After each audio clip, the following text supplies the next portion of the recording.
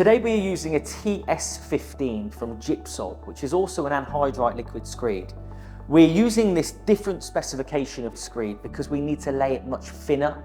Within the name it says 15, so I'm sure you've guessed, we can lay this type of screed as low as 15 millimeters. There are two different ways in which we can install this type of liquid screed, one being a bonded specification and the other being unbonded. Unbonded means that we have a layer of polythene underneath the installation. Bonded means that we connect directly to a solid substrate.